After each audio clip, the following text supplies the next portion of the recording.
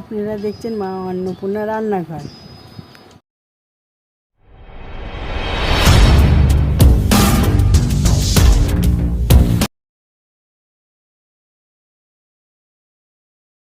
Hello বন্ধুরা, আজ আমি বানাতে চলেছি কাতলা মাছের রেসিপি। কড়াইটা আমি গরম হতে বসিয়ে দিয়েছি। এই কড়াইটা গরম হচ্ছে, আপনারা দেখতে থাকুন।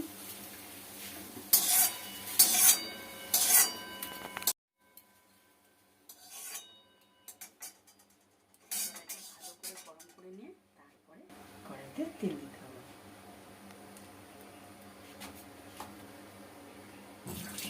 সরষের তেল পরিমাণ মতন দেবেন। এটা একটু মাছটা তো একটু বেশি তেলে ভাজতে হবে।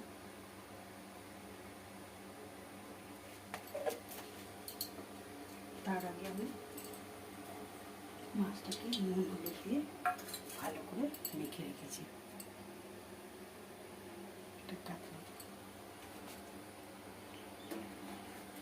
বলো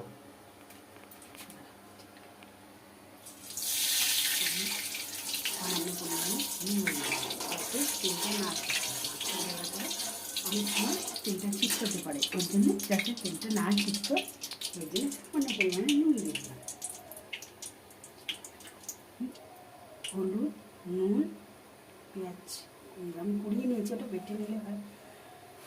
পেঁয়াজ বাটা আর হচ্ছে পেঁয়াজ কুচি, আর নিয়েছি টমেটো বাটা, আর নিয়েছি কাজু, চারমগজ, পোস্ত দিয়ে বাটা, আর নিয়েছি এখানে কিছুটা পরিমাণে গোটা গরম মশলা আর সাদা জিরে, আর এখানে নিয়েছি ধনে গুঁড়ো আর লঙ্কা গুঁড়ো। এই জিনিসটা অসাধারণ খেতে হবে।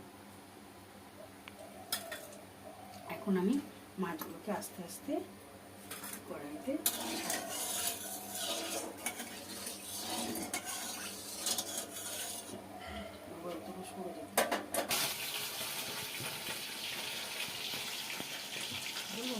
মাছগুলোকে এবার ভেজে নিচ্ছি। অল্প ভিতরে মাথাগুলো মাথাটাকে ভেজে নিচ্ছি। মাথাটাকে একটু বেশি তেল দিয়ে রাখতে হয়, এই জন্য মাথাটাকে মাথাটাকে ভেজে নিচ্ছি।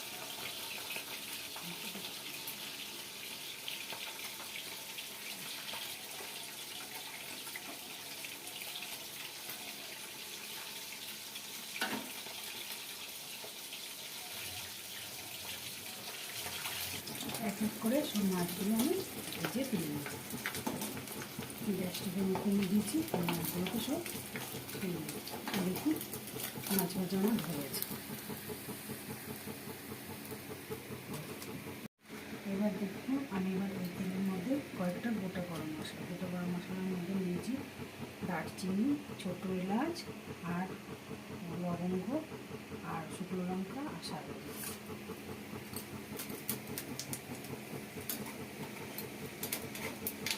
আমি একটুখানি ভেজে নিচ্ছি।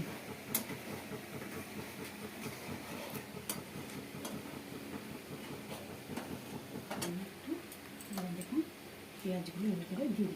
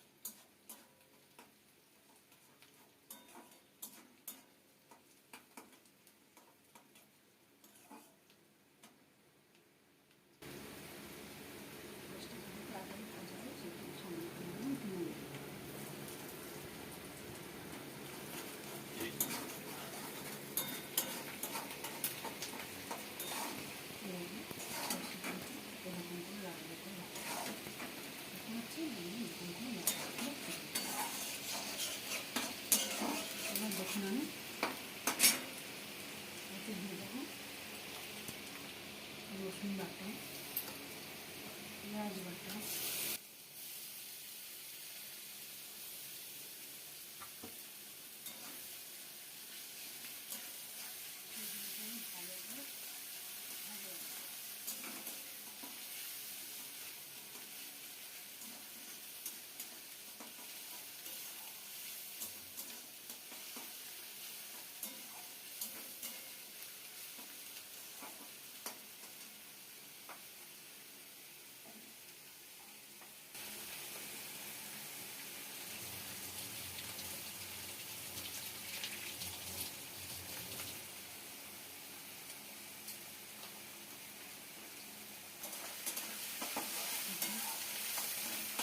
একটু কাঁচা পেঁয়াজ আর রসুন গন্ধটা চলে যাবে,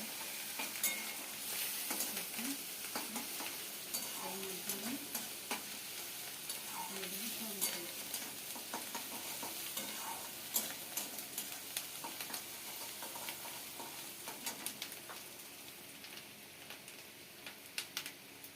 টমেটো। আমি পাশে একটু গরম জল দিচ্ছি, মাছি চলে আমি সবসময় গরম জলই দিই, গরম জলই দিই।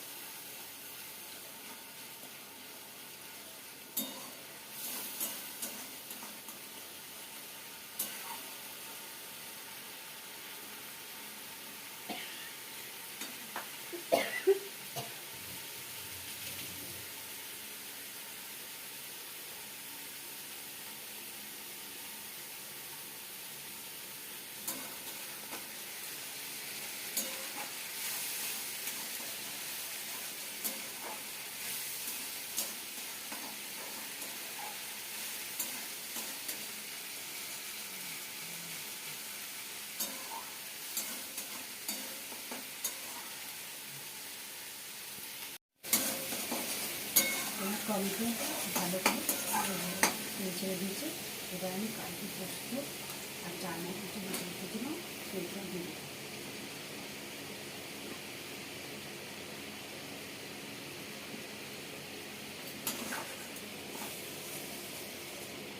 এবার এটা দিয়ে আমি ভালো করে কষাবো, আর মশলাটা যত কষানো হবে তত টেস্ট। নাড়াচাড়া করে আমি মশলাটা করে রেখেছিলাম ওখানে, আর জিরে আর শুকনো লঙ্কা গুঁড়ো সেটা আমি দিয়ে দেবো। এবার এগুলো দিয়ে ভালো করে কষাবো।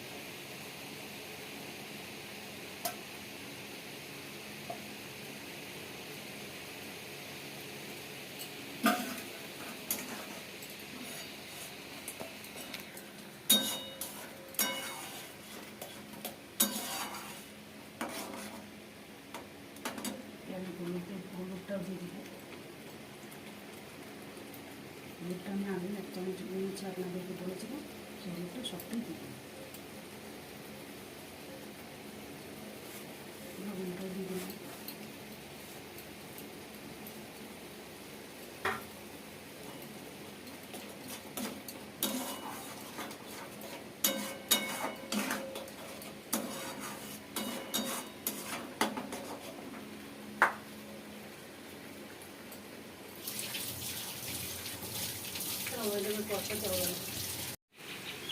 দেখুন মশলাটা থেকে তেল ছাড়তে শুরু করেছে। যখন এই অবস্থায় তেলগুলো ছাড়তে শুরু করবে সে অবস্থা ভালো মশলাটা কষানো করবে। এবার আমি মশলাটার ভেতরে পরিমাণ মতো জল দিয়ে দিচ্ছি। এটা একটু মাখো মাখো হবে, একটু ঝোল হবে না, সেই জন্য আমি অল্প পরিমাণ, আপনাদের ঝোল রাখতে চান তাহলে বেশি দিতে পারেন। যেহেতু আমি বেশি ঝোল রাখবো না সেহেতু আমি মাখো মাখো করছি বলে অল্প পরিমাণে ঝোল। এই একটু লাগবে মনে হচ্ছে। এই ঝোলটা যখন ফুটে আসছে তখন আমি ভেজে রাখা মাছগুলো একটু দিয়ে দেবো। এবার আমি আঁচটা একটু বাড়িয়ে দেবো। এবার মশলাটা যখন কষাবে তখন উনুনের ফ্লেমটা একটু কমে রাখবে, তাহলে কী বলেন তো মশলাটা পুড়ে যাবে। দেখুন ফুটে এসেছে, আমি এবার ভেজে রাখা মাছগুলো এর ভিতরে দিয়ে দেবো।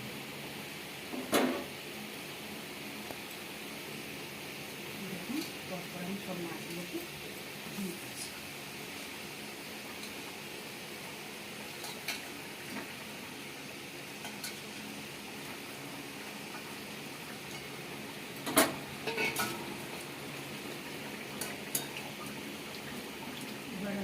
আঁচটাকে কমিয়ে দেবো, কারণ মাছটা আস্তে আস্তে হলে ভালো সিদ্ধ হবে। এবার গ্যাসটাকে কমিয়ে দেবো। এবার মিনিট 5 আমি এটাকে ঢাকা দিয়ে রেখে দেবো।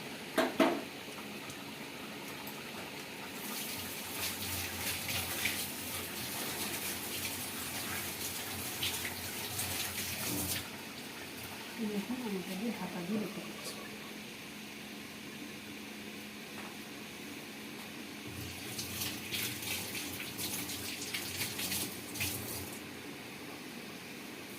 মাঝখানে একটু ঢাকাটা খুলে দেখে নেব, এটা এখন হয়নি, আমি সেটা বুঝতে পারছি। এবার আমি ঢাকাটা খুলে দেখে নিচ্ছি আমার এটা পজিশনে। এরকম আমার আরেকটু ঝোলটা শুকিয়ে দিলে আরেকটা মতো শুকিয়ে হবে। মাছগুলো কোনো নাড়া হচ্ছে।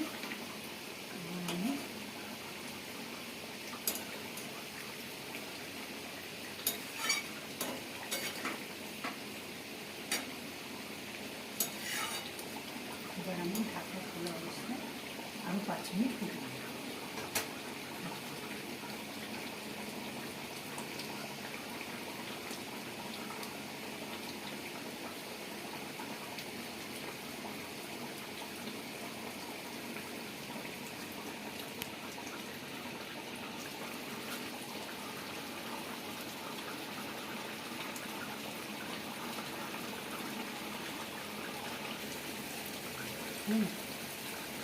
দেখুন ফুটেছে। আমি এই অবস্থায় রাখবো, কেন বলুন তো এই ঝোলটা আরেকটু শুকিয়ে দেবো। এবার আমি শাহি গরম মশলা দিয়ে দেবো।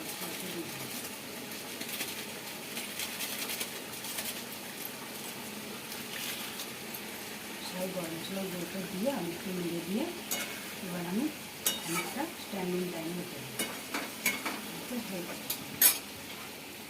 স্ট্যান্ডিং টাইমে রেখে আমি 5 মিনিটের মতো স্ট্যান্ডিং টাইমে রেখে, এবার আমি ঢাকাটা খুলে দিচ্ছি। স্ট্যান্ডিং টাইমে রাখা হয়ে গেছে। এবার ঢাকনাটা খুলে দিচ্ছি। এই দেখুন কত সুন্দর হয়েছে, কত লোভনীয় হয়েছে। দেখুন আপনারা নিজেরাই দেখুন, দেখে খেতে ইচ্ছে করবে। আপনারা একবার বাড়িতে বানিয়ে দেখবেন। আমি আমার এর মধ্যে ঢেলে নেব।